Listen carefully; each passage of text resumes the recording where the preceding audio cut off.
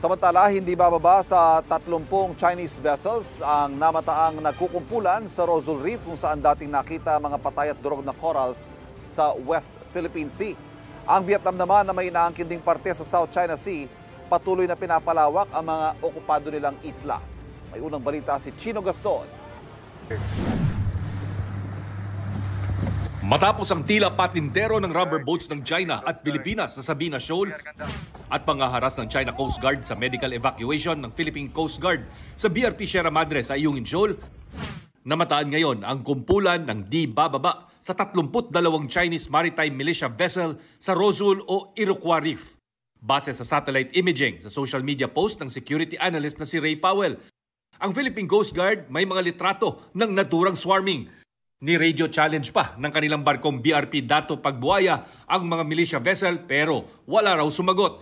Hindi rin daw nangingisda ang mga nadatnang militia vessel. Minomonitor ito ngayon ng Philippine Navy at Coast Guard. Nasa loob ng Exclusive Economic Zone ng Pilipinas ang Rosal Reef. Bahura ito sa timog na bahagi ng Recto o Reed Bank kung saan nakita ang umano'y mga tinambak na patay na coral. Habang patuloy ang hidwaan ng Pilipinas at China, patuloy naman ang dredging o pagpapalawak ng Vietnam sa kanilang mga okupadong isla sa South China Sea. Ang Bark Canada Reef, halos dumoble raw ang lapad sa 412 acres mula sa dating 238 acres. Kita rin ang expansion at construction sa Discovery Great Reef, Namiet Island at Pearson Reef. Sa kabuuan, aabot daw sa 692 acres o 280 hectares ang na-reclaim ng Vietnam sa loob ng 6 na buwan. Ang mga bahurang ito, bagamat labas sa ating EEZ, ay inaangkin din ng Pilipinas dahil bahagi ito ng Kalayaan Island Group. Ayon sa mga maritime law expert, dati nang ipinotesta ng Pilipinas ang island building ng Vietnam sa mga bahura sa Kalayaan Island Group.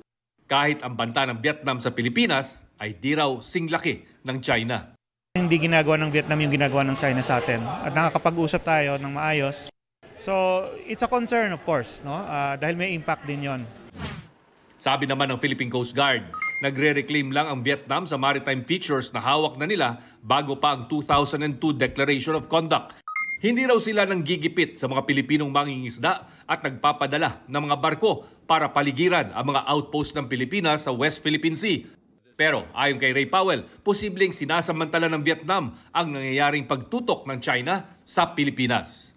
In their logic, that was not in violation of the declaration because they were just improving the places that they already were. Whereas they don't recognize the BRP Sierra Madre as being a legitimate, occupation. Samantala, tinawag ni National Security Advisor Eduardo Año na kalokohan, walang katuturan at hindi katanggap-tanggap ang pahayag ng Chinese Foreign Ministry na kailangan mag-abiso ang Pilipinas tuwing may resupply mission tayo sa Ayungin Shoal na nasa loob ng EEZ ng bansa. Ito ang unang balita, Chino Gaston, para sa GMA Integrated News. Kapuso, para laging una ka sa mga balita, bisitahin at mag-subscribe sa GMA Integrated News sa YouTube. Sa mga kapuso abroad, samahan nyo kami sa GMA Pinoy TV at sa www.gmanews.tv.